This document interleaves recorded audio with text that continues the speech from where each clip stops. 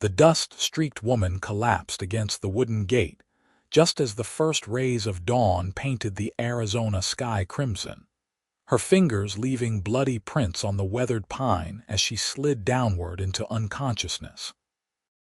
Kellan Vance heard the thud from inside his ranch house, a sound that was wrong enough to pull him from his morning coffee. He set down his tin cup and grabbed his rifle from beside the door, muscle memory from years of frontier living making the motion smooth.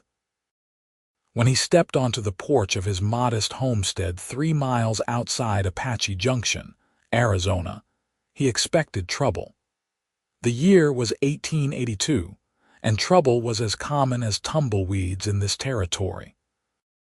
What he found instead was a young woman crumpled against his front gate, her dark hair matted with dried blood, her dress torn and filthy, and her boots so destroyed they were barely held together by leather scraps and what looked like strips of her own petticoat.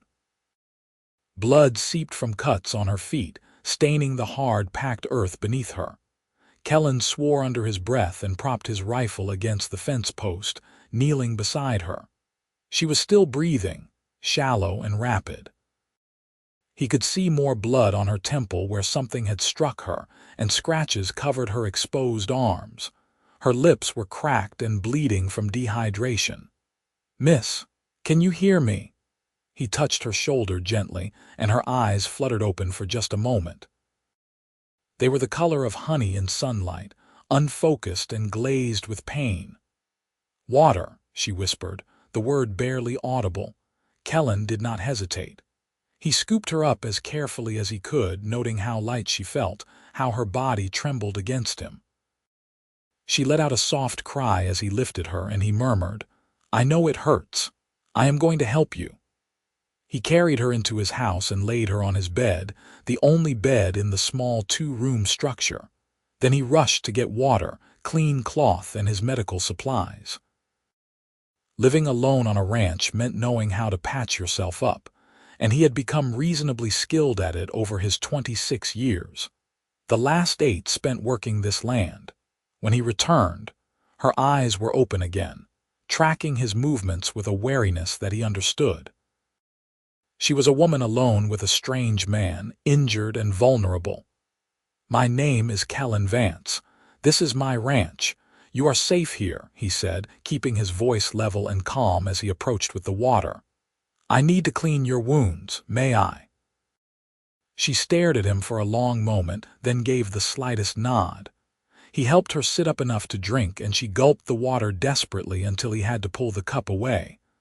"Slow down, or you will make yourself sick," he said. "There is plenty more. Thank you." Her voice was hoarse, raw. "I walked. I do not know how far."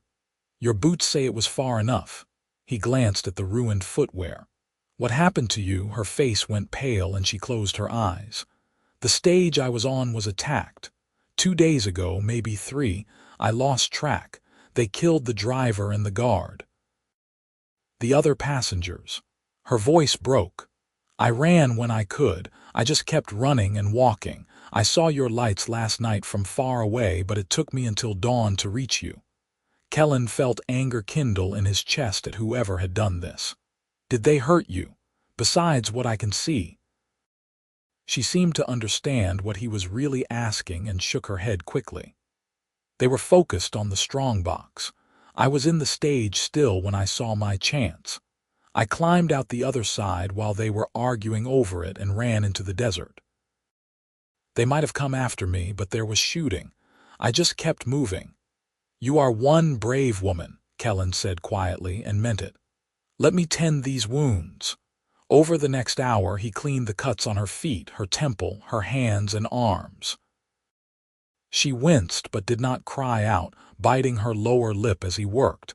He could feel her watching him, studying his face. "You are being very kind," she said at one point. "It is just human decency.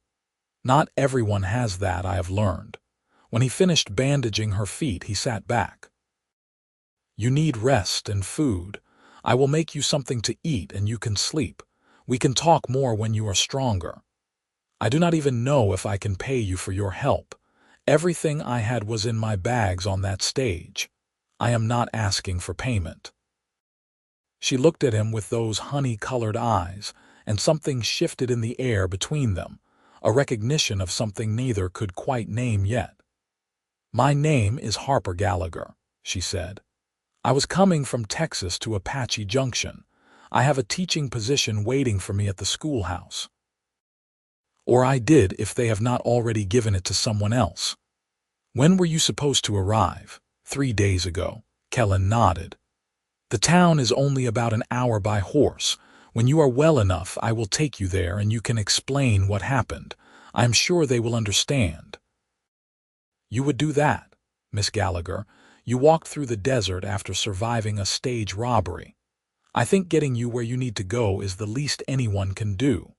For the first time, a small smile touched her cracked lips. "You are a good man, Kellan Vance." He felt his face warm and stood, uncomfortable with the praise. "I will get you some food. You rest." Over the next few days, Harper stayed in Kellan's bed while he slept on the floor in the main room. He brought her meals, changed her bandages, and gave her space to recover. Her feet were the worst of her injuries, cut deep from walking miles in those broken boots over rough terrain. He learned that she was 23 years old, originally from Tennessee, and had been orphaned 5 years prior when cholera took her parents. She had worked her way west through a series of teaching positions, saving money and sending applications, until Apache Junction's school board had accepted her. "I sold everything I owned to afford that stage ticket and my supplies," she told him on the 3rd evening as they sat together at his small table, her feet propped up on a cushioned stool he had made for her. "I was supposed to start teaching next week." "You still can," Kellan assured her. "You are healing well. Another few days and you will be able to walk properly again. Thanks to you." She looked at him over the rim of her coffee cup. "Why do you live out here alone? A man like you could have settled in town, had an easier life." Kellan shrugged. "I like the quiet. The space. In town, everyone knows your business. Out here, it is just me and the land and my horses. It must get lonely." "Sometimes," he admitted, surprising himself. He was not usually one to share such things.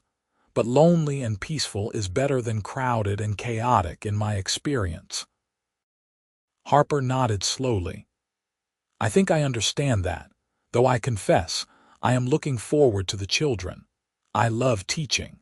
Seeing their faces when they finally understand something that was confusing them, watching them learn to read their first words, it makes everything worthwhile." The warmth in her voice when she spoke about teaching made Kellan smile. "You have a good heart for that work." "I hope so. I want to make a difference, even a small one." As they talked into the evening, Kellan found himself sharing more than he had with anyone in years. He told her about growing up in Colorado, about his parents who had died in a winter storm when he was 18, about working as a ranch hand for years before saving enough to buy this land. Harper listened with genuine interest, asking questions, laughing at his stories about ornery horses and the time a cow had chased him across an entire field. "You make it sound almost romantic, this hard life," she teased gently. "It has its moments," he said, "but I will not lie to you. It is brutal work too. The heat, the isolation, the constant struggle with weather and predators and just keeping everything running. Some days I wonder why I do it. But you keep doing it. Because it is mine. The only thing I have ever really owned." He met her eyes across the table. "That probably sounds foolish." "No," Harper said softly. "It sounds like freedom." On the 5th day, Harper was able to walk with only a slight limp. Kellan had given her a pair of his socks and fashioned makeshift shoes from soft leather he used for repairs. They fit poorly, but she was grateful for them. "I think I am well enough to go to town," she announced that morning. "I have imposed on your kindness long enough." Kellan felt a strange tightness in his chest at the thought of her leaving, but he nodded. I will hitch up the wagon. The ride will be gentler than a horse. As he prepared the wagon and horses, he found himself moving slowly, taking extra time with tasks that should have been quick. He did not want to examine too closely why he was reluctant to take her to town. She had been in his home less than a week. It made no sense that he would miss her. But when she emerged from the house wearing the dress he had washed and mended for her, her hair braided neatly, looking stronger and healthier than when she had arrived, his heart did something complicated in his chest. "Ready?" she asked. "Ready." The ride to Apache Junction took about an hour, just as Kellan had estimated. They talked the whole way, comfortable silences interspersed with conversation about everything and nothing. Harper pointed out plants she did not recognize, asking their names. Kellan showed her where the best view of the desert sunrise could be seen from the ridge to the east. When the buildings of Apache Junction came into view, both of them grew quieter. "Where should I take you?" Kellan asked. "The schoolhouse, I suppose. Or the boarding house where I was meant to stay. I have the address somewhere." She patted her dress, then remembered. "In my bag, which is gone. We will find it. Small town like this, everyone knows everyone." They found the schoolhouse easily, a whitewashed building near the church. A middle-aged woman was sweeping the front steps, and she looked up in surprise as the wagon approached. "Can I help you?" she called out. Harper climbed down carefully, and Kellan followed. "My name is Harper Gallagher. I was supposed to arrive several days ago to begin teaching. The stage I was on was robbed and I was injured. This man, Kellan Vance, rescued me and cared for me." The woman's eyes widened. "You are Miss Gallagher. We feared the worst, when the stage never arrived and we heard reports of the robbery." She hurried down the steps. "I am Martha Henderson. My husband is on the school board. We are so relieved you are alive." "Thanks to Kellan," Harper said, glancing back at him with a look that made his heart race. Martha Henderson looked him over appraisingly. "We are grateful to you, Mr. Vance. Very grateful. Please, both of you, come inside. We must inform the board and make arrangements." The next hours passed in a blur of introductions and explanations. The school board members were summoned. Harper told her story multiple times, and arrangements were made for her to stay at the boarding house run by Mrs. Henderson's sister. Someone would lend her clothes and supplies until she could earn money to replace what she had lost. Through it all, Kellan stood nearby, quiet but present. Several of the town ladies gave him curious looks, clearly wondering about the relationship between the rancher and the new schoolteacher. Finally, as afternoon shadows grew long, Harper was settled into a room at the boarding house. Kellan stood in the doorway, hat in his hands. "I should get back to the ranch," he said. "The animals need tending." "Of course." Harper twisted her hands together. "Kellan, I do not know how to thank you. You saved my life. You saved yourself. You walked 12 miles through the desert. That is no small thing. In broken boots, bleeding, half out of my mind with thirst and fear. I would have died at your gate if you had not found me. But I did find you. So there is no use thinking about what might have happened." He shifted his weight, uncomfortable with emotion. "You take care of yourself, Miss Gallagher. I hope the teaching goes well." "Will I see you again?" The question hung in the air between them. Kellan thought about his quiet ranch, his solitary life. Then he looked at her face, at the hope in her honey-colored eyes, and found himself saying, "I come to town for supplies every couple of weeks. Maybe I will see you then. I would like that." He nodded, settled his hat on his head, and walked away before he could do something foolish like ask her to come back to the ranch with him. The days following his return home felt longer than they ever had before. Kellan went through his routines, caring for his horses, mending fences, working the land. But in the evenings, when he sat alone at his table, he found himself thinking about the conversations he had shared with Harper, the sound of her laugh, the way she had looked at him when he changed her bandages with gentle hands. He was being ridiculous, he told himself. She was an educated woman, a teacher. He was a rancher with dirt under his fingernails and no prospects beyond this small piece of land. What did he have to offer someone like her? But the thoughts persisted, and when 2 weeks had passed, he found himself making excuses to go to town a few days earlier than usual. Apache Junction was busy when he arrived, the main street bustling with activity. He conducted his business quickly, buying supplies he only half needed, his eyes scanning the crowds. He found her coming out of the general store, a basket over one arm, her hair glinting in the sunlight. She was laughing at something the shopkeeper's wife had said, and the sound pierced straight through him. "Harper," he called before he could stop himself. She turned, and her face lit up in a way that made his breath catch. "Kellan, I was hoping I might see you." He walked over, suddenly aware of how dusty he was from the ride. "How have you been? How is the teaching?" "Wonderful and exhausting in equal measure. The children are darlings mostly.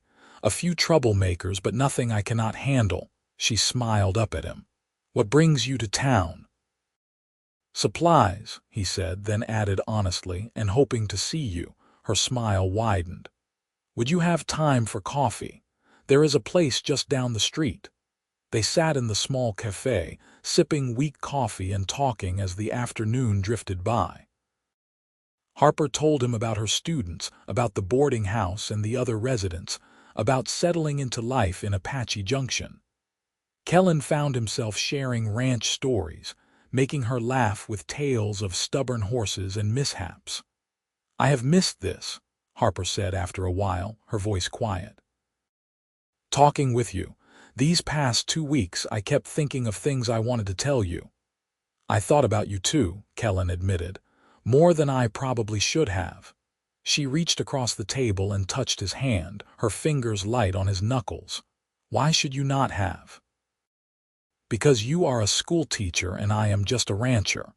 Because you deserve someone refined, educated. Someone who can give you more than a hard life on a dusty ranch." Harper's eyes flashed. "Do not presume to know what I deserve, Kellan Vance, and do not sell yourself short. You are one of the finest men I have ever met. You hardly know me. I know you took in a stranger without hesitation. I know you cared for me with gentle hands and asked for nothing in return. I know you make me laugh and think and feel things I have not felt in a very long time." She squeezed his hand. "I know enough." Kellan turned his hand over, capturing her fingers in his. "I would like to know you better, Harper Gallagher, if you will let me." "I would like that very much." From that day forward, Kellan found reasons to come to town more often. Sometimes it was legitimate business. Other times, he simply saddled his horse and rode in to see Harper. They would walk together when she finished teaching, talking about everything under the sun. He learned about her favorite books, her dreams of one day writing a novel, her love of thunderstorms and her fear of snakes. She learned about his childhood in Colorado, his complicated relationship with his older brother who he had not seen in years, his secret skill at playing the harmonica. The town noticed, of course. People talked, but neither Kellan nor Harper cared much about gossip. What they had between them felt too real, too important to worry about wagging tongues. One evening in late October, nearly 3 months after Harper had arrived in Apache Junction, Kellan took her on a ride out to a ridge overlooking the desert. They sat watching the sunset paint the sky in shades of orange and pink and purple that seemed impossible. "It is beautiful," Harper breathed. "You are beautiful," Kellan said, then felt his face heat. He was not good with romantic words, but Harper turned to him with shining eyes.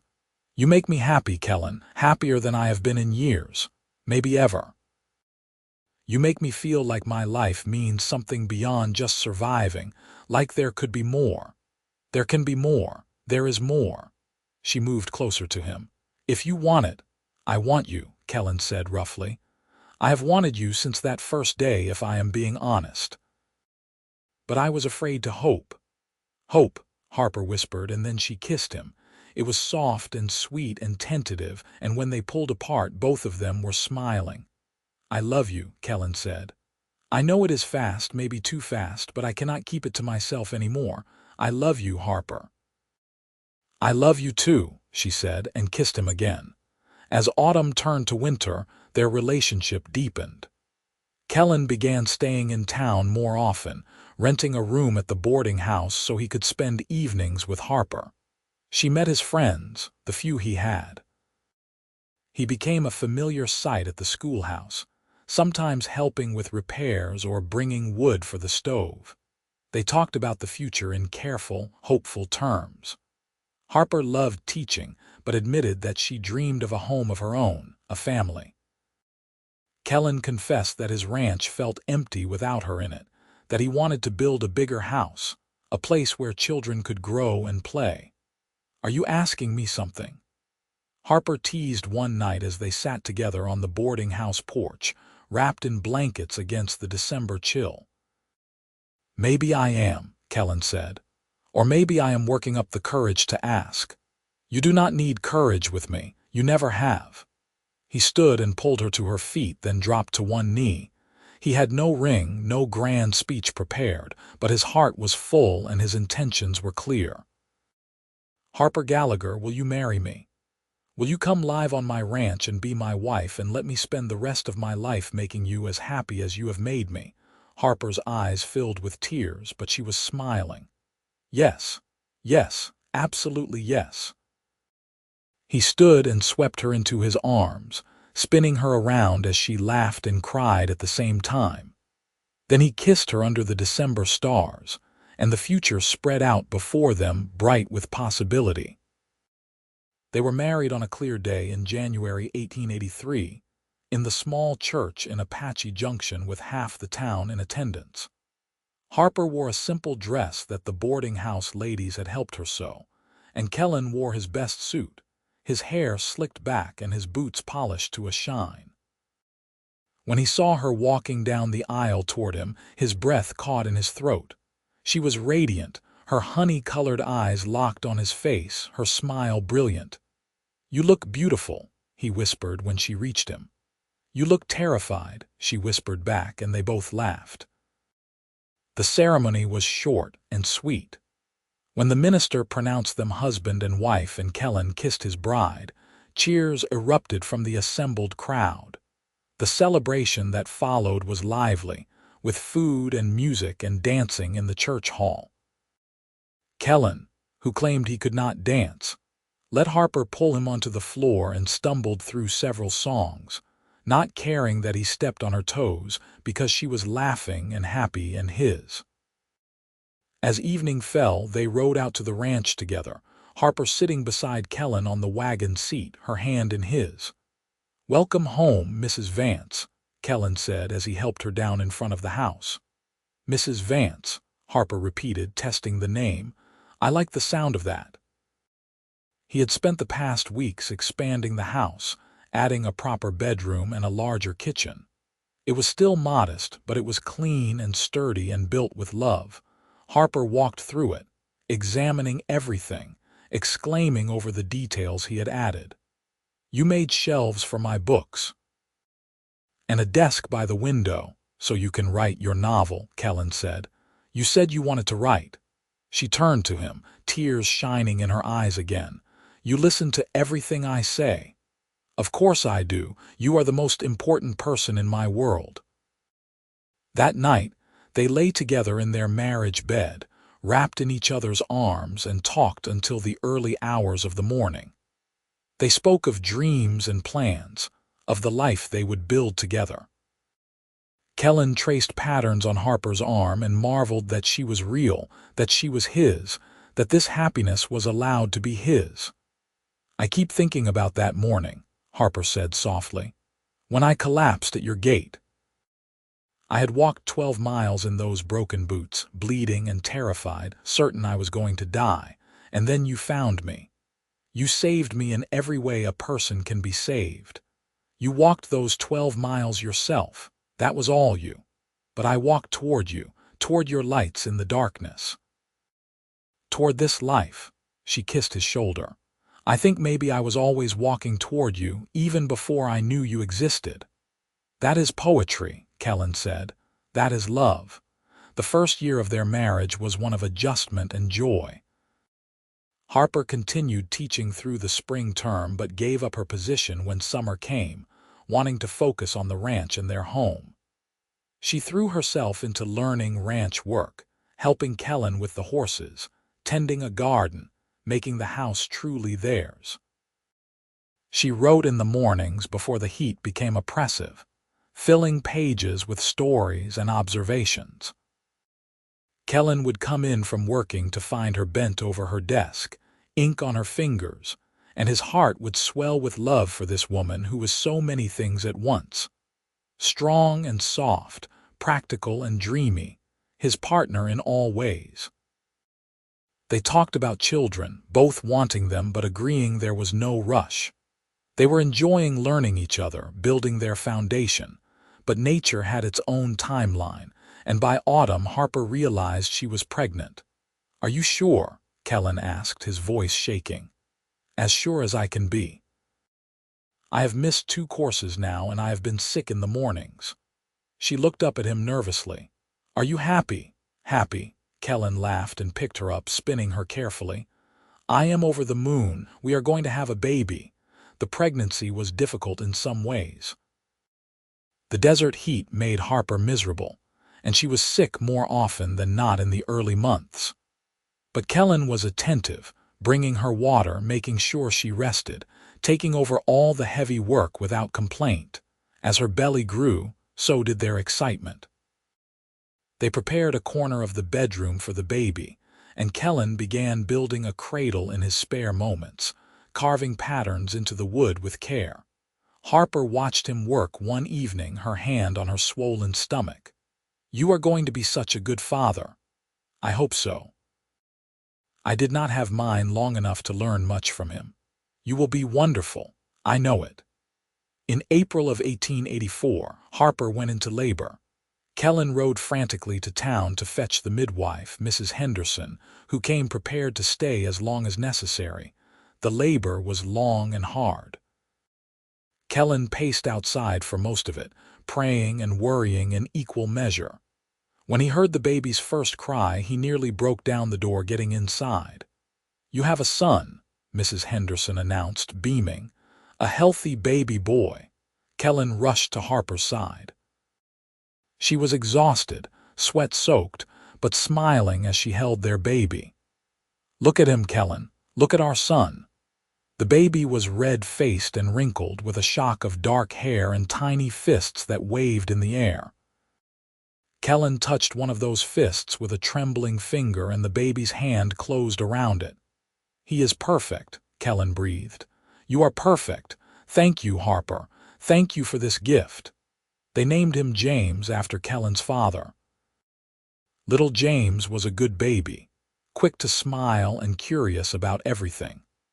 Watching Harper with their son, singing to him as she rocked him, made Kellan fall in love with her all over again every single day.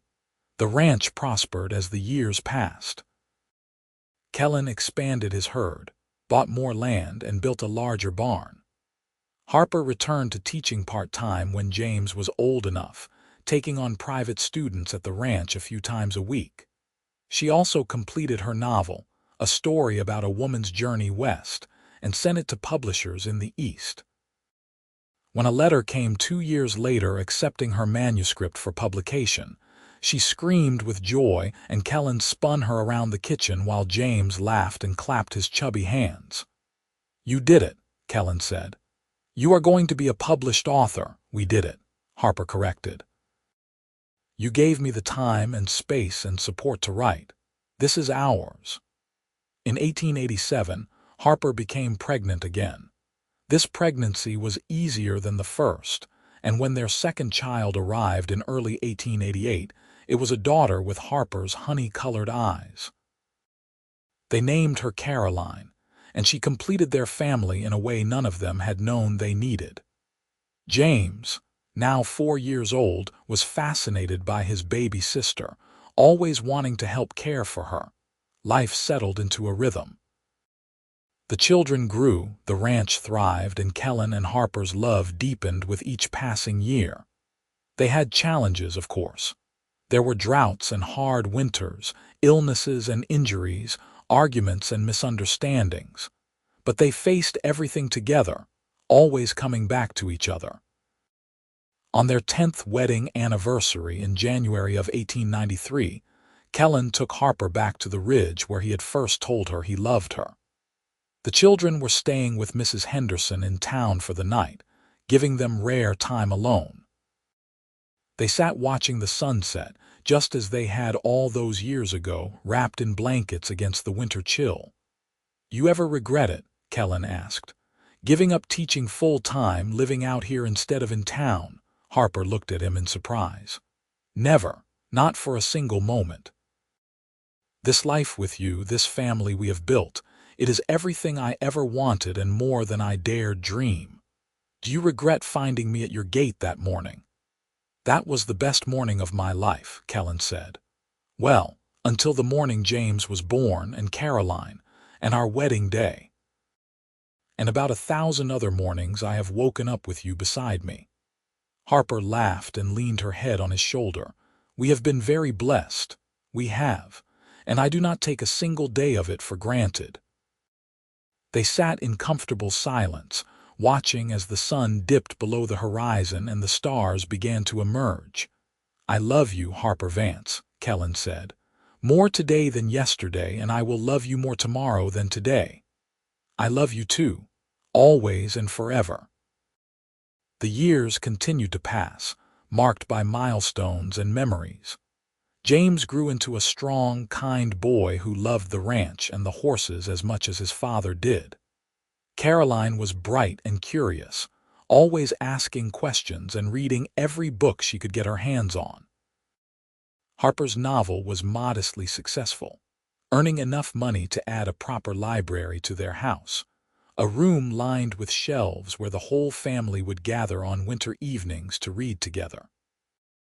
Kellan's brother unexpectedly visited in 1895, having tracked Kellan down after years of no contact. It was awkward at first, old wounds and lost time between them. But Harper welcomed him warmly, and the children charmed him, and by the time he left a week later, the brothers had made peace with their past. "Thank you," Kellan said to Harper after his brother rode away, "for making him feel welcome even when I was being stubborn." "Family is important," Harper said. "Even difficult family. I wish I still had mine." Kellan pulled her close. "You have us. You will always have us." In 1898, Apache Junction celebrated its 20th anniversary as an incorporated town, and a grand celebration was planned. Kellan and Harper attended with James, now 14, and Caroline, 10. There were speeches and food and dancing in the streets. The mayor spoke about the town's growth, about the people who had built Apache Junction into what it was. He specifically mentioned Harper's contributions to education and Kellan's success as a rancher, and his reputation as a fair, honest man. "We are part of this town's history now," Harper said wonderingly as they walked home that night. "You walked into this town's history when you survived that stage robbery," Kellan pointed out. "When you walked 12 miles in broken boots and lived to tell about it. And you became part of it when you found me bleeding at your gate and chose kindness." James and Caroline ran ahead, laughing and chasing each other in the moonlight. Kellan and Harper walked hand in hand, watching their children, grateful for the life they had built. As the new century approached, Kellan and Harper found themselves grandparents for the first time. James, now a young man of 20, had married a sweet girl from town named Lucy, and they welcomed a daughter in the spring of 1900. Holding his granddaughter for the first time, Kellan felt the weight of time and the gift of it all at once. "We are getting old," he said to Harper that night. "We are getting blessed," she corrected. "Look at this life, Kellan. Look at what we have created." He looked around their home, expanded over the years to accommodate their growing family. The walls were covered with photographs and Harper's watercolor paintings. The shelves groaned with books. Children's toys and ranch equipment mingled in comfortable chaos. It was lived in and loved, every corner of it. "You are right," he said. "We are very blessed." Caroline married in 1902 to a lawyer from Phoenix who had come to Apache Junction on business and fallen in love with the rancher's brilliant daughter. Kellan gave her away with tears in his eyes, while Harper wept openly beside him. "Our babies are all grown," Harper said that night as they lay in bed. "We raised them well." "We did." She curled into his side, fitting perfectly as she always had. "I am proud of us, Kellan Vance. I am proud of you. You are the strongest, bravest, most amazing woman I have ever known. You have made me strong. Your love has made me brave." In 1905, as Kellan approached his 50th birthday, he decided to semi-retire from the ranch, turning over daily operations to James while he and Harper enjoyed a slightly slower pace. They traveled some, visiting Caroline in Phoenix and seeing parts of Arizona they had never explored. But they always came back to the ranch, to the home they had built together. One spring morning in 1907, Kellan woke before dawn and slipped out of bed, careful not to wake Harper. He walked out to the old gate, the one where he had found her 25 years earlier. It had been replaced long ago, but he kept the original in the barn, those bloody handprints preserved somehow in the wood grain, a reminder of where their story had begun. He stood there as the sun rose, painting the sky in the same crimson shades as that morning so long ago. He thought about the terrified woman who had collapsed at this spot, about the lonely man he had been, about the impossible luck of their meeting. Kellan. He turned to find Harper walking toward him, wrapped in a shawl against the morning chill. Her hair was gray now, her face lined with the years, but when she smiled at him, he saw the same woman he had fallen in love with. "I was just thinking," he said as she reached him. "About what?" "About that morning. About finding you here, bleeding and broken but so strong, about how my whole life changed in that moment." Harper took his hand. "My whole life changed too. I thought I was walking toward a teaching job, toward a new start, but I was walking toward you. Toward this life we have built, toward love." 12 miles in broken boots," Kellan said softly. "That is how far you walked for us." "I would walk 1,000 miles in broken boots for you," Harper said. "I would do it all again in a heartbeat."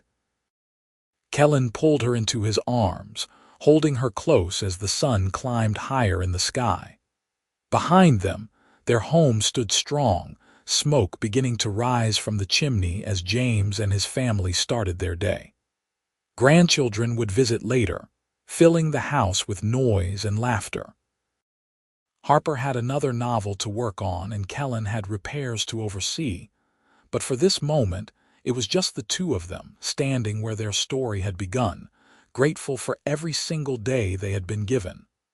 "I love you," Kellan whispered into her hair, "today and always." "I love you too," Harper whispered back, "forever and beyond." As they stood together, the rising sun painted the desert in gold, and the future stretched before them bright with promise, just as it always had since that miraculous morning when a bleeding woman in broken boots had collapsed at a lonely cowboy's gate, and two lives had become one. The years that followed were peaceful and full. Kellan and Harper spent their days working alongside their children and grandchildren, their evenings reading or sitting on the porch watching the stars. They had become pillars of Apache Junction, respected and beloved. Harper's second novel was published in 1909 to even greater success than her first, and she began work on a third, this one a collection of stories about life in the Arizona Territory. She sometimes taught writing classes to local women, encouraging them to find their voices. Kellan continued to mentor young ranchers, sharing the knowledge he had accumulated over decades of working the land. He was known for his fairness and his willingness to help neighbors in need, just as he had helped a desperate stranger all those years ago. In 1912, when Arizona achieved statehood, Kellan and Harper attended the celebrations in Phoenix with their children and grandchildren. Standing on the Capitol steps, watching the new state flag raised for the first time, Harper squeezed Kellan's hand. "We have lived through so much history," she said. "From territory to statehood, from frontier to settled land. And we have made some history of our own," Kellan replied, gesturing to their family gathered around them. James was there with Lucy and their 3 children, the oldest now 12 years old. Caroline had brought her husband and their 2 children. The family had grown beyond what Kellan and Harper could have imagined that first year. As the ceremonies concluded and the family prepared to return to Apache Junction, little Catherine, James's youngest daughter, tugged on Harper's skirt. "Grandma, tell us the story about the boots again." Harper smiled and scooped the 5-year-old into her arms. "Again? I just told it last week." "But it is my favorite story. Tell how you walked and Grandpa found you." Kellan joined them, ruffling Catherine's hair. "Your grandmother is a very brave woman. That is the important part of the story." "She had broken boots," Catherine said seriously, "and she was bleeding. And Grandpa helped her." "He did more than help me," Harper said, meeting Kellan's eyes over the child's head. "He gave me a home, a family, a life more wonderful than I could have dreamed." "I just opened a gate," Kellan said softly. "You did the hard part. You survived." "We survived together," Harper corrected. "We built this life together." That night, as they settled into their hotel room in Phoenix, Kellan and Harper talked about the future. They were both in their late 50s now, still healthy and active, but aware that time was precious. "I want to make sure everything is secure for the children," Kellan said. "The ranch, the property, all of it. I want them to never worry." "They will not," Harper assured him. "We have built something that will last, Kellan, not just the physical ranch, but the values we have taught them. James is a wonderful rancher and father. Caroline is brilliant and kind. Their children are growing up strong and good. We have given them the best possible foundation. Thanks to you. You are the heart of this family. And you are the strength. We balance each other." They were quiet for a moment, then Harper said, "I have been thinking about writing our story, not for publication necessarily, but for the children, so they know where we came from, how we began. I think that is a wonderful idea. Will you help me? I need your perspective too." "I will tell you anything you want to know." When they returned to the ranch, Harper began working on what she called her memoir. She wrote in the mornings while Kellan worked, and in the evenings they would sit together, and he would share his memories of those early days. She would read him what she had written, and he would add details she had forgotten or offer his view of events. It became their project, a way of reliving their love story and preserving it for future generations. The memoir took 2 years to complete. When Harper finally penned the last word in early 1914, she felt both satisfied and emotional.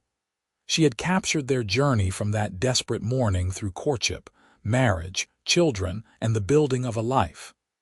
"It is done," she told Kellan, holding up the thick stack of pages. "Our story complete." Kellan took the manuscript carefully. "May I read it?" "Of course. I wrote it for you as much as for the children." He spent the next week reading, sometimes laughing, sometimes getting suspiciously teary-eyed. When he finished, he found Harper in the garden and pulled her into a fierce embrace. "That is us," he said hoarsely. "That is our love right there on those pages. You captured it perfectly. You lived it with me. That is what made it perfect." They had copies made for each of their children and grandchildren, presenting them at a family gathering that summer. James and Caroline read passages aloud, and there were tears and laughter as everyone relived the story they all knew but never tired of hearing. "You two are our inspiration," Lucy said, James's wife. "The way you love each other, even after all these years, it is what we all aspire to." "The secret is simple," Harper said. "Choose each other every day. Even on the hard days, especially on the hard days, choose love. And remember where you came from," Kellan added. "Never forget the journey that brought you together." As 1915 dawned, Kellan and Harper celebrated their 32nd wedding anniversary. The ranch was thriving under James's management, and both children were settled and happy in their own lives. The grandchildren were growing, the oldest preparing to head east for university. Kellan and Harper had slowed down considerably, spending more time in quiet pursuits. Harper still wrote, now working on poetry. Kellan had taken up woodworking, creating beautiful pieces that he gave as gifts to family members. They took long walks together in the early mornings and late evenings when the heat was manageable, holding hands and talking or simply being together in comfortable silence. "I am content," Harper said one evening as they sat on their porch watching the sunset. "Completely and utterly content with this life we have made." "So am I," Kellan agreed.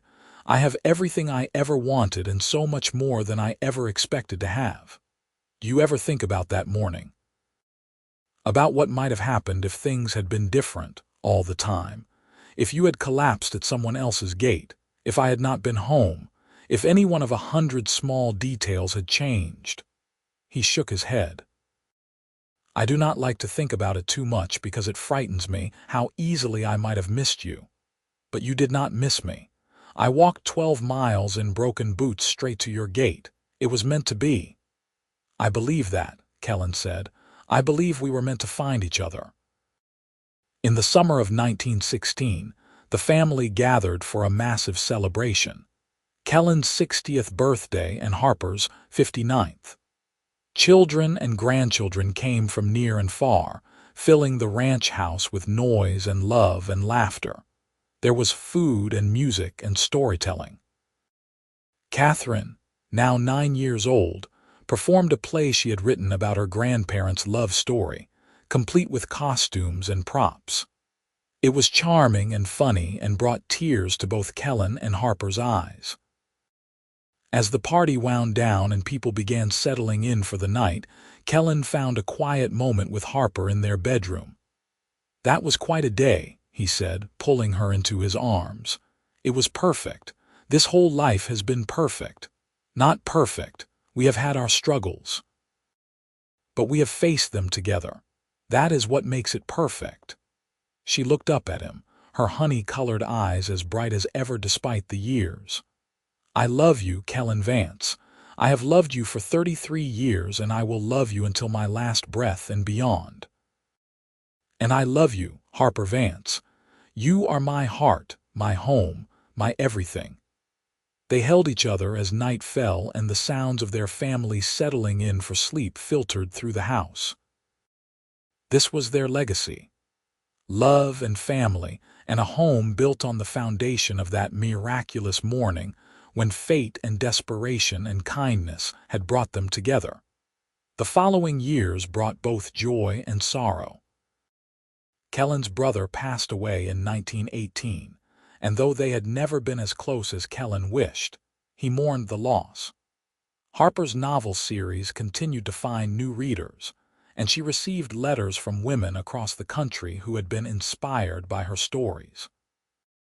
They became great-grandparents in 1919 when James's oldest daughter had a baby boy. Holding that tiny new life, Kellan felt the full weight of time and love. 4 generations, he marveled to Harper. Our family now spans 4 generations. And all because I walked 12 miles in broken boots and you opened your gate. Best gate I ever opened. By 1920, Kellan and Harper were both in their mid-60s, still active but moving slower. They had handed over the ranch completely to James, though they still lived in the main house.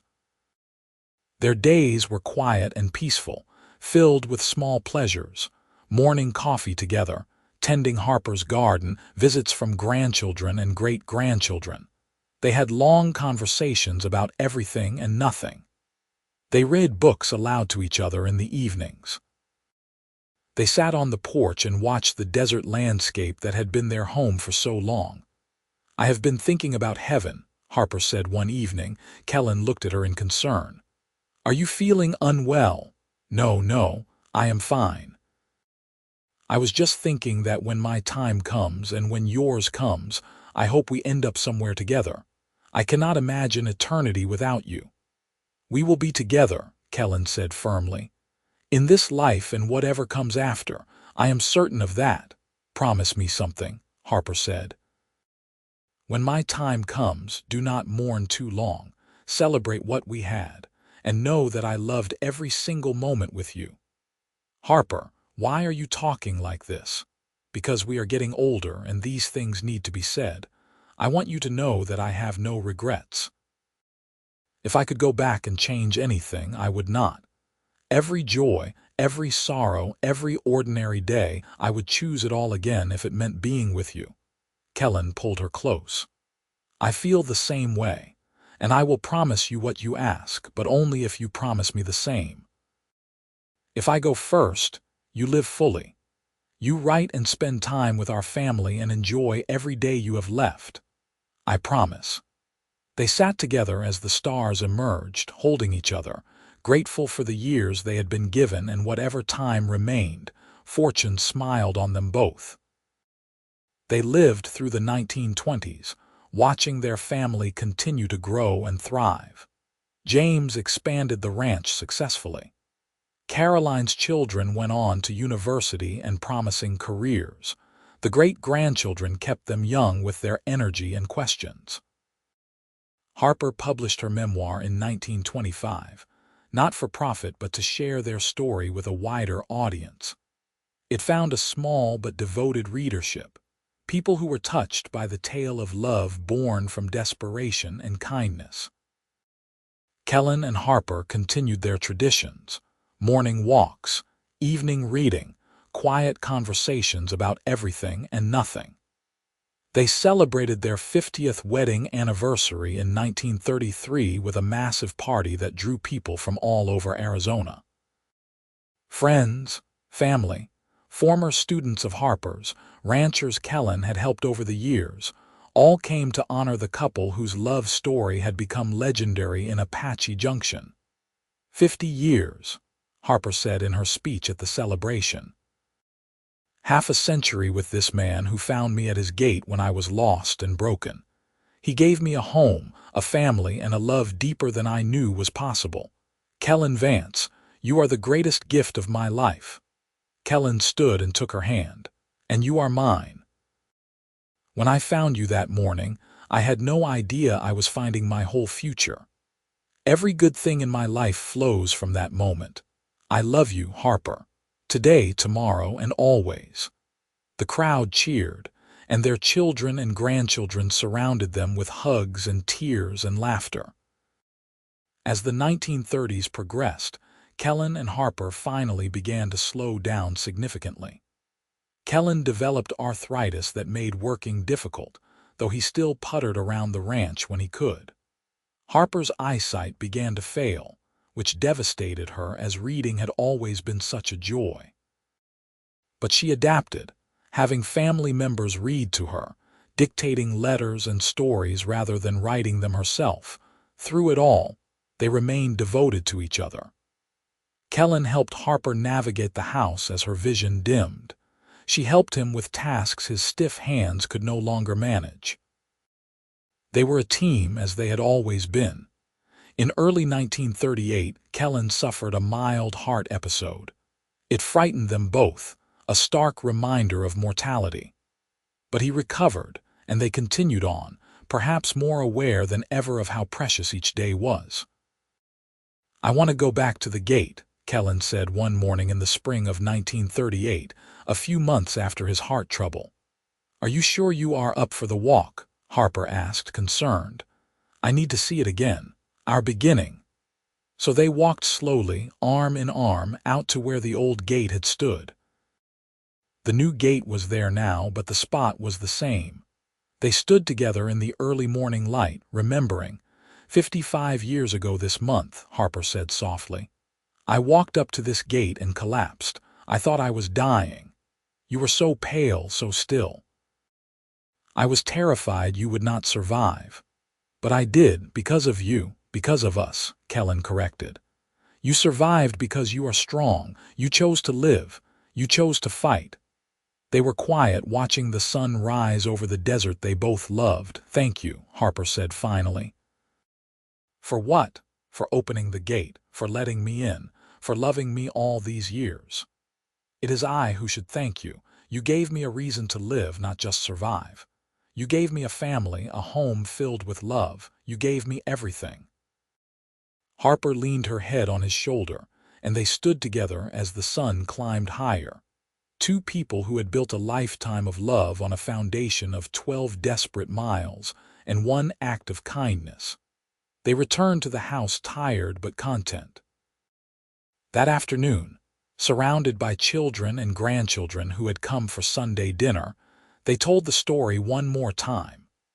The story of broken boots and bleeding hands, of a lonely rancher and a determined woman, of love that grew from the most unlikely of beginnings.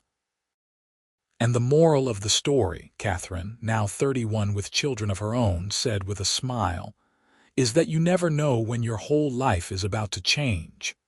The moral," Harper corrected gently, "is that kindness matters.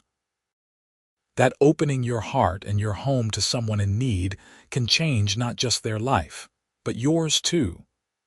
And that love is worth fighting for," Kellan added. "Worth walking 12 miles in broken boots for, worth building a life on." As the family gathered around them, multiple generations united by the love these two people had created, Kellan and Harper held hands and smiled at each other. They had built something extraordinary from that desperate morning, a legacy of love that would continue long after they were gone. Time marched forward as it always does. Kellan and Harper lived to see their great-great-grandchildren, a development that filled them both with awe. They moved more slowly, needed more help, but their love remained constant. On a spring morning in 1940, nearly 57 years after that fateful day, Kellan woke before dawn as was his habit. He looked over at Harper, still sleeping peacefully beside him, her white hair spread across the pillow.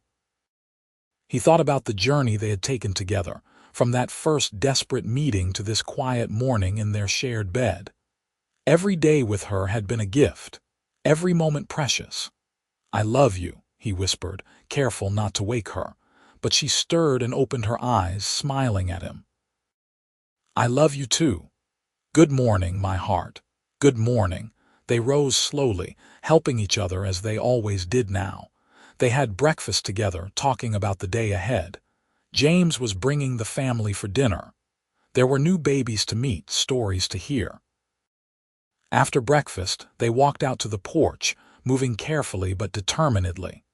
They sat in the rocking chairs Kellan had made years ago, holding hands between the seats. "It is a beautiful morning," Harper said. "Every morning with you is beautiful. You are still such a romantic, even after all these years. Only with you." They sat in peaceful silence, watching the sunrise paint the desert in shades of gold and pink. The ranch spread out before them, the home they had built together, the land they had worked, the place where their love had grown and flourished. "Kellan," Harper said softly, "if we had to do it all over again, I would not change a single thing," he said. "Not one moment, not one choice. Everything we went through, good and bad, led us here. Led us to this life, this love. Me neither. I would walk those 12 miles again. I would collapse at your gate again. I would choose you again and again and again. And I would always open the gate. I would always choose you." As the sun climbed higher in the sky, they continued to sit together. Two souls who had found each other against all odds and built a love that would echo through generations. The story of the woman who walked 12 miles in broken boots and the cowboy who found her bleeding at his gate had become legend. But for Kellan and Harper, it was simply their life, their love, their truth. And as they sat hand in hand in the morning light, surrounded by the evidence of the life they had built together, they knew with absolute certainty that every step of that desperate 12-mile journey had been worth it, because it had led them to each other and to this moment, and to a love that would never die. The rest of their days unfolded with gentle grace. They continued their routines, adapted as needed for their advancing age, but always together. Their family remained close, visiting often, bringing news and laughter and the continuation of life. Kellan passed away peacefully in his sleep in the winter of 1943 at the age of 87, with Harper beside him holding his hand. She was devastated but not broken. She had known this day would come, had prepared herself as much as anyone can for such a loss. At his funeral, attended by what seemed like half of Arizona, Harper stood and spoke about the man she had loved for 60 years. "He was my savior, my partner, my best friend, and the love of my life," she said, her voice steady despite her tears. "He opened a gate to a dying woman and gave her a reason to live. He built me a home and filled it with love. He was the finest man I have ever known, and I will carry him in my heart until we meet again." Harper lived for 3 more years after Kellan's death, surrounded by family who loved and cared for her. She spoke often of him, always with love, never with bitterness at his absence. She had promised him she would live fully, and she kept that promise. She passed away quietly in her sleep in the spring of 1946, at the age of 86. Her family found her in the rocking chair on the porch, a peaceful smile on her face, looking out over the desert she had loved. They buried her beside Kellan in the small cemetery outside Apache Junction. The headstone reads simply, "Harper Gallagher Vance, beloved wife, mother, grandmother. She walked 12 miles in broken boots and found home." Their story lived on through their children and grandchildren and great-grandchildren. The ranch remained in the family, passed down through generations.